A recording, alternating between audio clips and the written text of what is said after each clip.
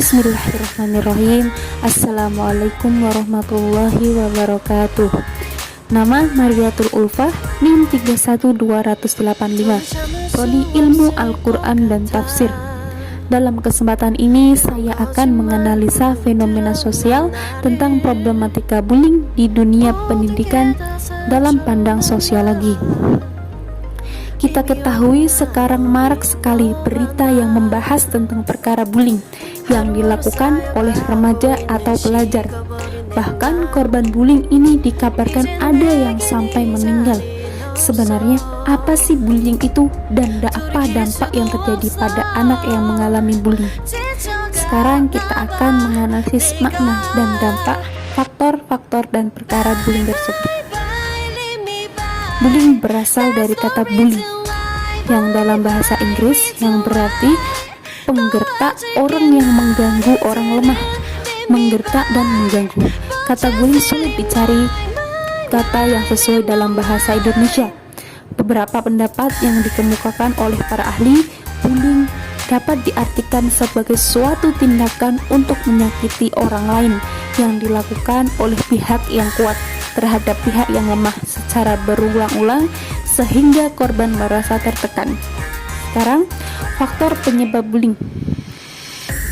Yang pertama, faktor yang memicu perkara bullying yang pertama yaitu sekolah yang di dalamnya terdapat perilaku diskriminatif atau di kalangan guru maupun di kalangan siswa.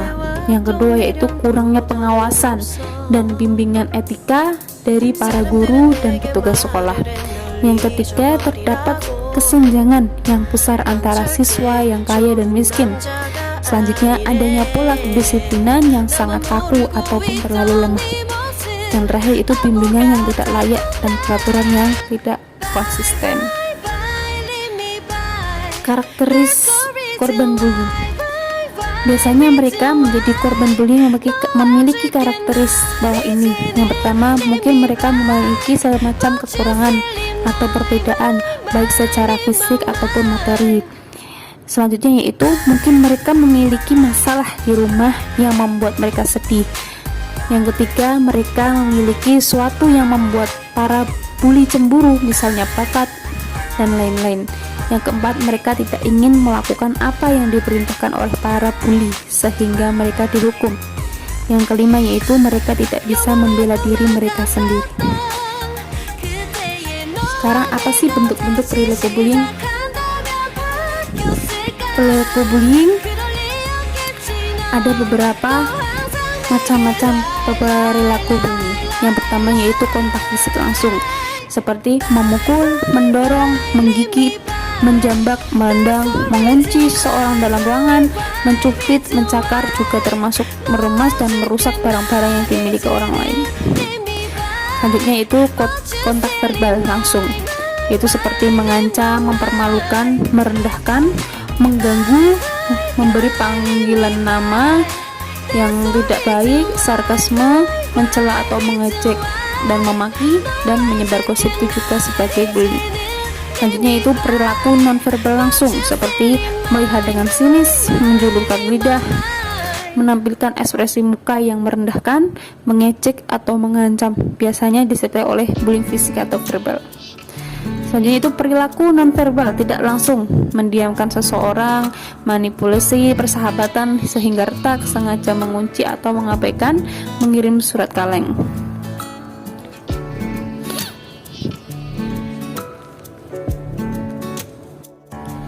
Dan sekarang dampak perilaku bullying terhadap kehidupan sosial. Remaja sebagai korban bullying sering mengalami ketakutan untuk sekolah dan menjadi tidak percaya diri, merasa tidak nyaman dan tidak bahagia. Aksi bullying menyebabkan seorang menjadi terisolasi dari kelompok sebayanya karena teman sebaya korban bullying tidak mau, akhirnya mereka menjadi takut bullying karena mereka berteman dengan korban. Sumber lain mengatakan bahwa dampak bullying adalah sebagai berikut, yaitu mengalami kesulitan membina hubungan interpersonal, takut datang ke sekolah, sulit berkonsentrasi, ketinggalan pelajaran, dampak fisik seperti sakit, demam, dan sakit dada, dan lain-lain. Dampak psikologi seperti emosi negatif, marah, dendam, kesal, tertekan, takut, malu, sedih, dan sebagainya. Dampak psikologis ekstrim seperti rasa cemburu berlebihan dan yang paling buruk yaitu ingin bunuh diri. Maka solusi yang bisa dilakukan antara lain adalah meningkatkan pendidikan agama di sekolah, meningkatkan pendidikan karakter dan memberikan pemahaman mengenai bullying, meningkatkan hukuman yang ditegakkan di sekolah, membuat kultur sekolah yang lebih baik serta positif, dan pelatihan bersosialisasi, adanya pelatihan dan semacam bimbingan baik bagi para guru, siswa, dan seluruh warga sekolah mengenai bullying, mengadakan program sekolah misalnya Tolerance Day untuk menjaga kultur sekolah yang baik. Mungkin cukup sekian video dari saya, semoga bermanfaat. Assalamualaikum warahmatullahi wabarakatuh.